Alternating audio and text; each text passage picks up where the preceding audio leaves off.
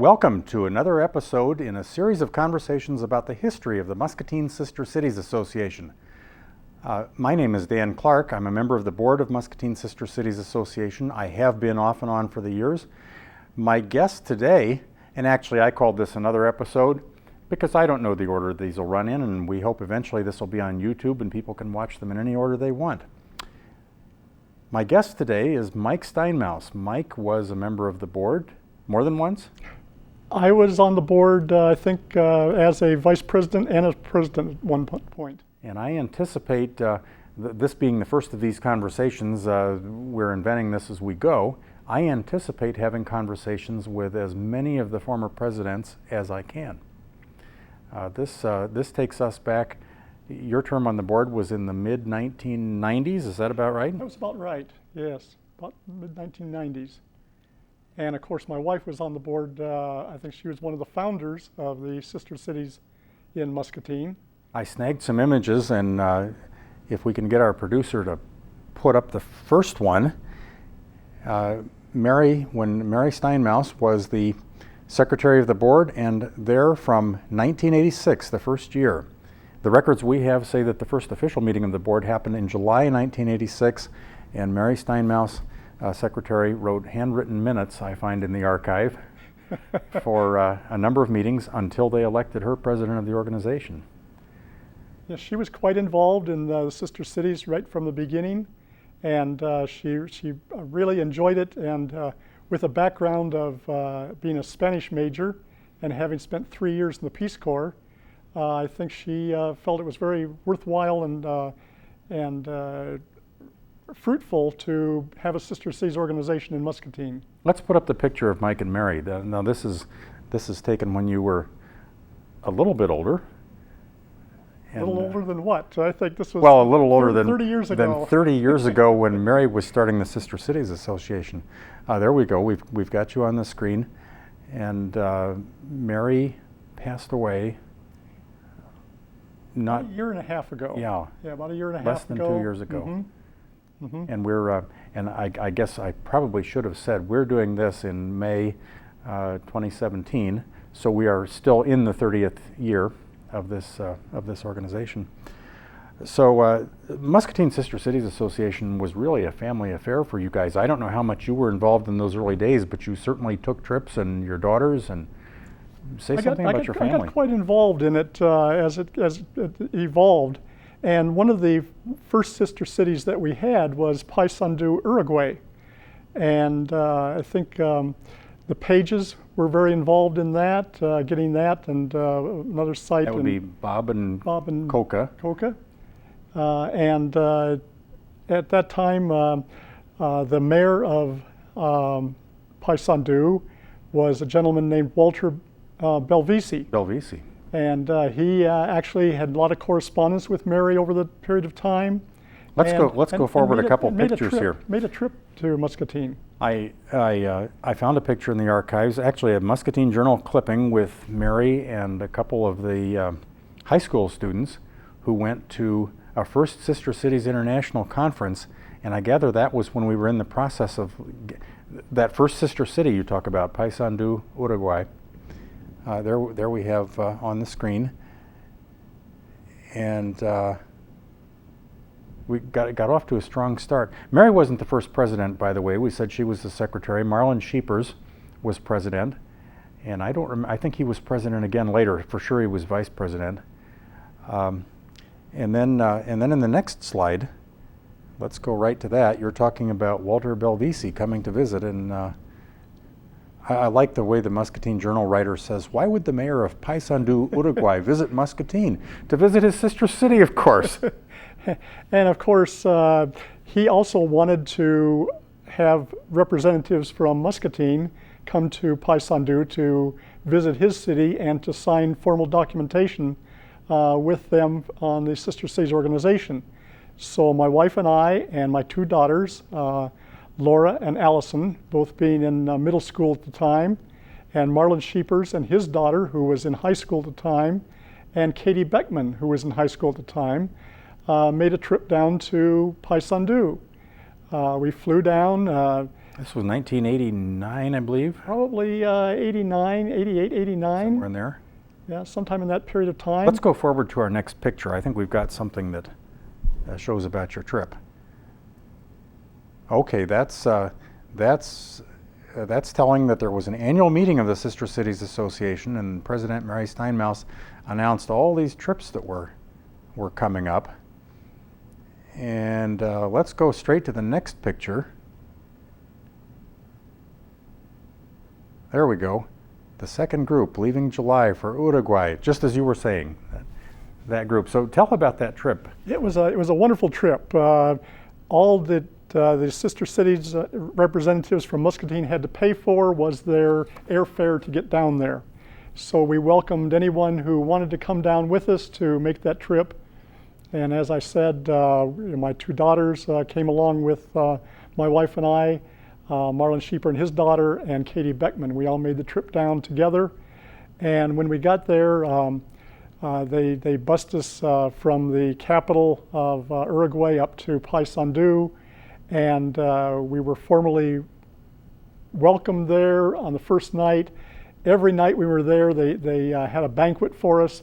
They housed us in a guest house that they had. Every day they took us on field trips to show us their city. So we went to a tannery, a brewery, a high school. Kind of itinerary that you're supposed to sleep when you get home. recreation site, facilities in the city, and just treated us royally while we were there. Made us feel very much at home, and in the process of that, they also had us go to the city hall, and Mayor Belvisi and Mary were on radio and TV and signed documentations for the Sister Cities organizations. And you mentioned Mary had been in Peace Corps in Colombia. She was in the Peace Corps in Colombia for 3 years. So her Spanish was great. Her Spanish was fantastic. All the rest of us kind of stumbled around, and she kept us all in order. And we had a guide with us wherever we went on these trips. We had an individual who Mayor Belvisi had assigned to take us around, and spoke very fluent English, and was able to explain everything that we saw in the process of the trip. And this is what you describe as rather characteristic, in my experience, of the kinds of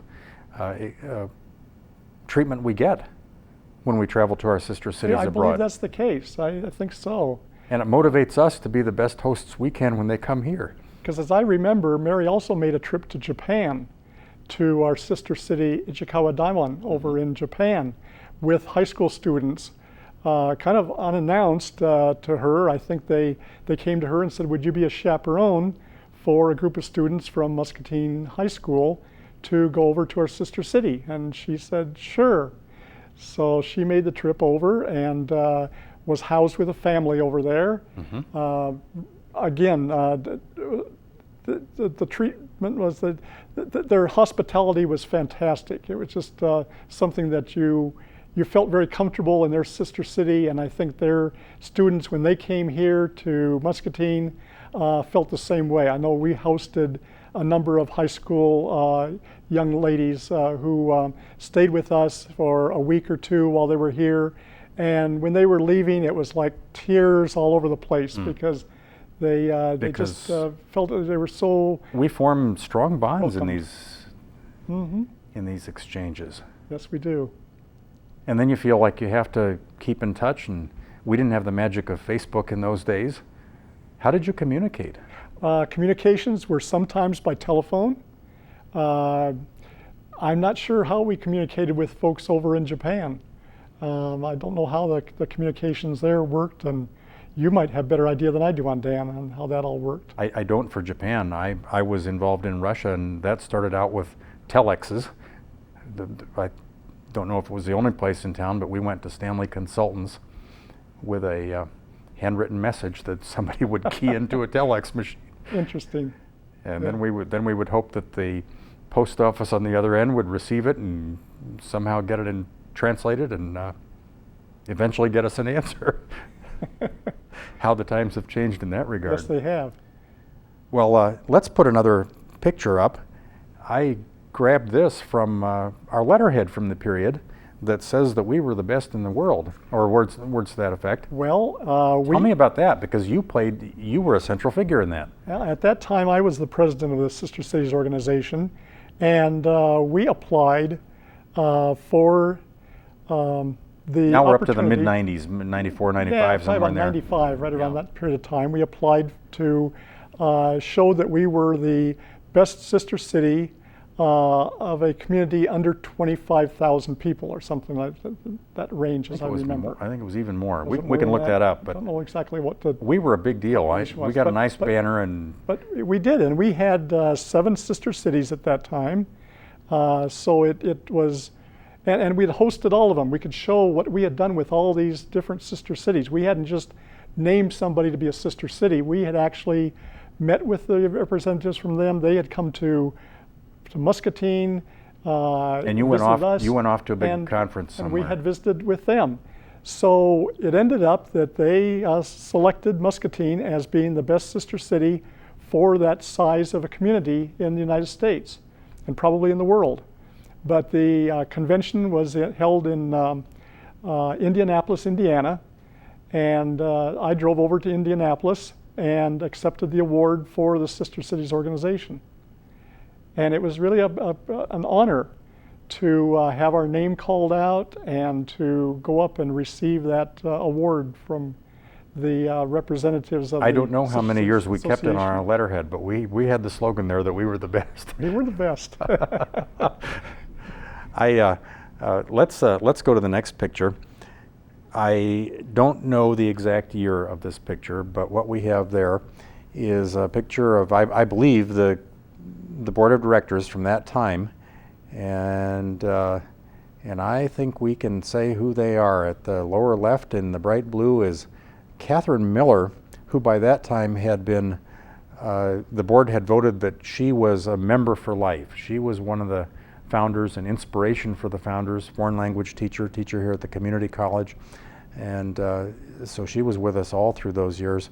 And maybe if you can recognize them, do you want to? No, go ahead, No. Dan. You probably have. Well, more I know idea that than the next one is Ian Hillman, Okay. who was our youth representative, and I believe a high school student at the time, and now he's in diplomatic service. Amazing. Yeah, Yeah, it's really amazing. and I believe he would say he got his start with Muscatine Sister Cities Association. Cindy Holst may have been is next there. She may have been the president when this picture was taken. I'm not sure. She was very active in our Japan exchanges, especially. And what was her name? Mary Yoder. I believe so. Was a teacher at, I believe, at Jefferson Elementary School. And then if we go back to the next row, up there in the corner, there's Mike Steinmaus without a beard. How long have you had the beard? Just a year. A year So- ago, I went down to El Salvador a year ago, and when I came back, I thought I need to do something different with my life. And one of the things I did was say, put the razor away. Well, it suits you. So that's the way people probably remember you. And then the tall head up in the back is, unless I'm mistaken, is Jeff Armstrong, who was the dean of the community college, and maybe succeeded you as president. He was a president at some point. I think so. I think he came right after did. you. And then in the plaid in front of him is Adrian Korshot, who was another, got involved as a student and went to Japan, I believe, and maybe some of our other sister cities. Next to her, kind of up there in the center, is Cynthia McLean. Cynthia was the owner of Muscatine Travel and an officer on the board, another very active member of the organization. And next is Herta Nestorenko. She was, I think maybe she got involved when we started forming a sister city relationship with Lomsza, Poland. I think that was I think that that might was have been during the your case. time, I think. She was an immigrant, a survivor of World War II, who, if I remember right, her ancestry was maybe Polish and Ukrainian. Don't hold me to that, but she was involved at that time with Marion and Florine Novich and Joe Clark and, do you remember Joe's wife's Chris? Joe and Chris Clark. You got a good memory for names. Well, I'll tell you, I don't actually. I have been digging in the files, refreshing my memory, and learning good. things that I never knew in the first place. Let's finish up the list, and then we can talk a little bit more about. But this is from your time, I'm pretty sure. Linda Malloy is in the green up there, and she was later on the board for. All these people have been on and off the board for a long time. They all put a lot of work and energy into the organization over the years. And then in the red is Margaret Tripp, but nobody's ever heard her called that. She's Mickey Tripp. Yeah. A lot of people here know her. So I believe I did all that correctly. And when we do more of these, I plan to put that picture up again for other folks I interview and just get some free association memories here. Mm-hmm. Any memories that this brings to mind? You know, the one thing is you were talking about Poland, and Marion Novich was quite involved in getting a sister city over in Poland. And you guys worked at Stanley Consultants together. Yes, and you know, after that I found out that my ancestry went back to Poland. So it was interesting that he wrote back to some of his relatives in Poland and said, I have a friend who might have come from a little town which had a German name of Kleine Juszczyk, but then the name had then changed to a Polish name because it's one of those areas that had been where the borders, taken over by Germany at one time and then went back to Poland.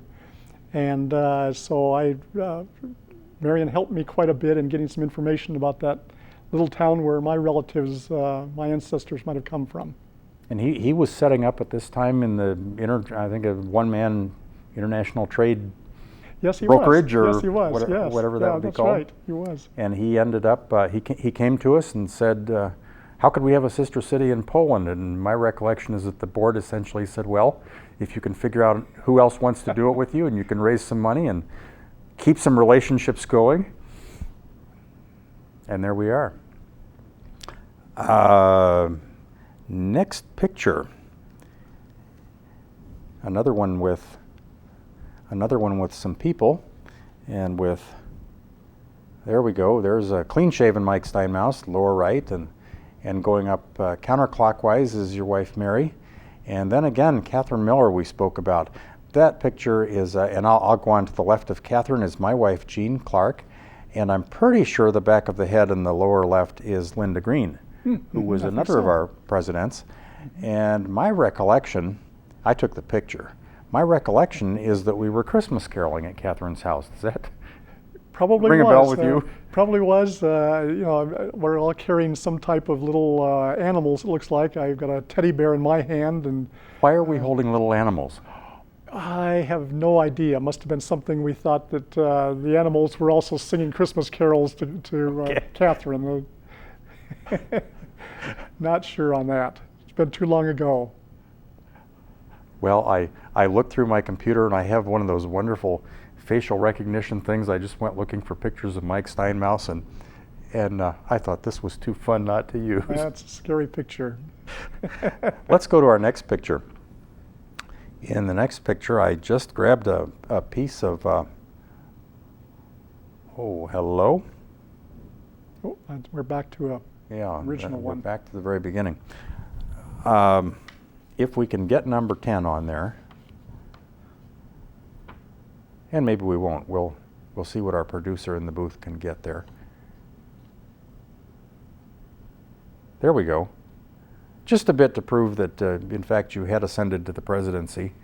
I didn't look up what your exact term was, but there you were calling a meeting to order in 1997. We see some of those familiar names, and you notice at the bottom Herta Nesterenko, and you see the name Conlin. That's Walter Conlin who came into the picture. And I was wondering, was it on your watch that we started having a relationship with Drohobych, Ukraine? I think after my watch, probably might have been when Jeff Armstrong had become president. I think. Well, it was Walter Conlin's doing. We keep talking about. It was Walter. We have a fun double entendre here with the sister city thing, and I think well, I remember for sure, it was when Marian Novich was saying, how could we have a relationship with Poland, where he had family connection? And part of the answer seemed to be, you got to know somebody. Coca Page was explaining about Argentina and her family relationships there, and I remember Marian saying, so does it have to be like your sister to be a sister city? And I know there was quite a bit of discussion at that point as to how many sister cities should we have? How many can we support? Oh, that's a recurring discussion. What's the number that we can live with? Sustain. You know? It's just, it was a real question. And I know that when we had Walter come into the picture. And so it was Walter's relatives in Drohobych, and we have sustained that one. Good. And by the way, I don't believe I said it, but one reason I'm happy to hear you talk about Paysandú is that Paysandú is officially on a kind of a suspended status. We don't count it as one of our official sister cities at the moment because we just haven't succeeded in keeping up the communications. You know, and part of that was that Mayor Belvisi became a senator for Uruguay, and didn't have the time to spend with the organization in Paysandú, and I think nobody else could pick up the ball and really run with it and keep things meaningful in the process.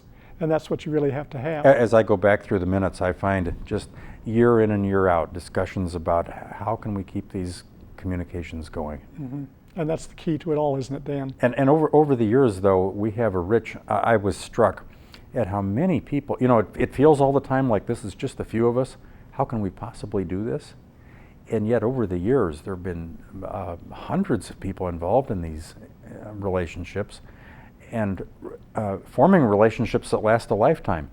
And now with Facebook and email and whatever people do, we do keep in touch with our friends around the world. Mm-hmm. Yeah, we do. And it's fantastic. I think the Sister Cities organization is just a fantastic organization to have people learn about other cultures, the people in other countries, and see the similarities that exist between them and us in the way of day-to-day life in a community. Wanting the best for our children, figuring out how to make the way forward in life. One of the interesting stories I'll tell about Paysandú when we were down there, as I say, every night they would take us to a banquet somewhere, and they'd pile us into a car, and maybe it'd be a couple different cars, and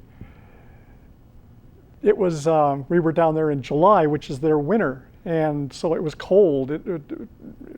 They do have palm trees, but it was down close to freezing much of the time that we were there.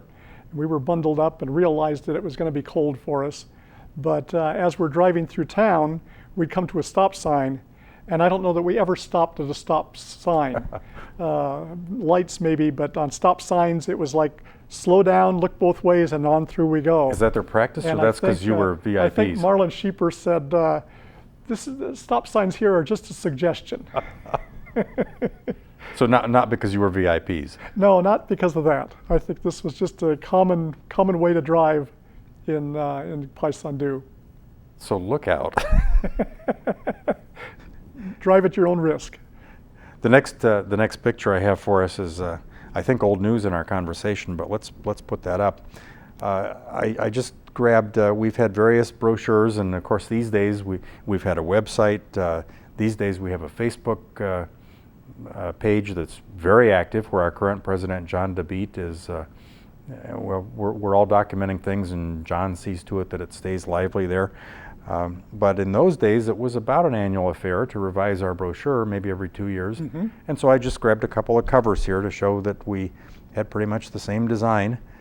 We had a gray and a blue, and the list got a little longer as we added cities. And so sure there we've added.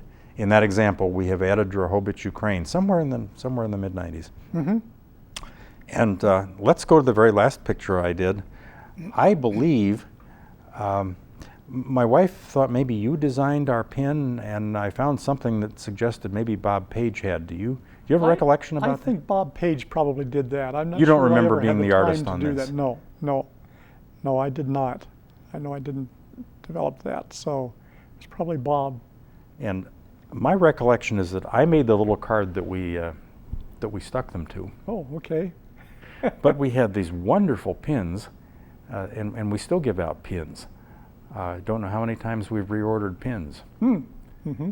But I thought that might stir up some memories of presentations and honoring people. You know, as I remember, we used to have a annual banquet, annual get-together of the Sister Cities folks. Is that? We still remember do. that? We still do. Yeah. There was a series of years when we held an international dinner with interesting menu items from around the world. That was a lot of work. Did you work on those? I don't remember doing that. No, I don't. Mary probably did, but I don't remember. I think your daughters got dragooned into that. Yeah, they probably did. They probably did. You know, and one of the things that's interesting about this, and my daughters being involved in this, was that they've continued to stay very active in world affairs. My younger daughter spent 3 years in the Peace Corps in Mozambique, Africa. My older daughter, during college years, went on a, prior to Married college. a foreigner. Prior to college, she spent a year on the island of Sardinia in Italy as an art major. And then during college, she was traveling in Berlin and Prague and met her current husband, her only husband, in Prague. He's Canadian. I didn't remember that they'd met over there. They met in Prague and started corresponding. He was on vacation. She was in a high school or a college class, and they kept corresponding. And he now is a United States citizen. Got both his bachelor's degree and master's degree from the Ohio State University, and is doing very well, and my daughter is too. She's vice president of an advertising agency in Columbus, Ohio. And your younger daughter, what's she doing? My younger these daughter days? is in St. Paul, Minnesota, and she works for the state of Minnesota Department of Agriculture and does permitting on large industrial farms. And of course, we're both grandpas now, which we weren't in those days. That's right. Well, I don't know if our time is nearly up, if our producer's going to give me a signal, but I know we're getting close to the end. And so, as we discussed beforehand, we are going to run this from beginning to end on local public access cable television. And I hope many times, so that people will get real familiar with our conversation here. It's great to reminisce and think back to the times when we were involved, or at least when I was involved. You're probably still involved in the Sister Cities in a big way, but It doesn't seem like 30 years. time flies, doesn't it? Yes. So as I say, this is kind of a trial. We're calling this the pilot show. I don't know how the series will come out eventually, but this was a good trial run. And again, I'm Dan Clark for Muscatine Sister Cities Association.